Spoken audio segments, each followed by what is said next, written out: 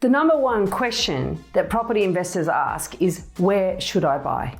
Most people want to know where the best place to invest is because they're wanting to pick the next market to take off. Successful property investment requires a long-term view, otherwise it's simply speculation. The least risky way of investing in property is to choose a location where there is always an underlying demand for quality property. A location that people always want to live in and has a long history of performing well. Somewhere aspirational with lifestyle amenities that will attract buyers in both good markets and bad. And once you've found a location, then you need to spend some time learning about what a quality property looks like in that area. Every single suburb has properties that will outperform and those that will underperform. And the real secret in property investing is to be able to identify the type of property that will outperform in any given location.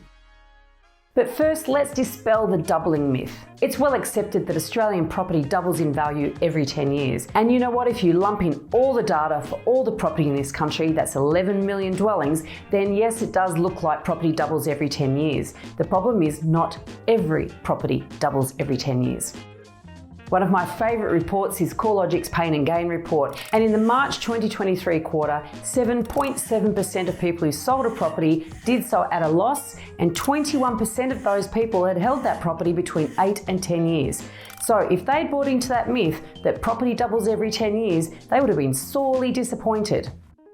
But investors make smarter decisions, right? Because they use data, not emotion, to buy property. Think again. The same report shows that investors lost a lot more money than owner-occupiers. Those that made money also enjoyed greater capital gains than the investors did. Now, what I'm trying to say here is that data alone does not make for good property investment decisions. The trick is in understanding asset selection. And if you combine an appropriate analysis of data with asset selection skills, then you will supercharge your investment decisions.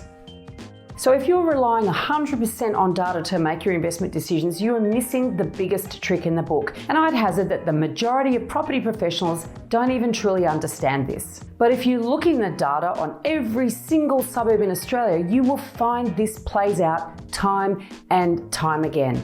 It's a fact. According to the ABS, 71% of Australian property investors only own one investment property. So if you're going to own one, you want to make it a good one. Make it the best one you can find and don't gamble on a hot tip. Now, if you're a buyer's agent and you'd like to learn the art of asset selection, check out my mentoring program, veronicamorgan.com.au.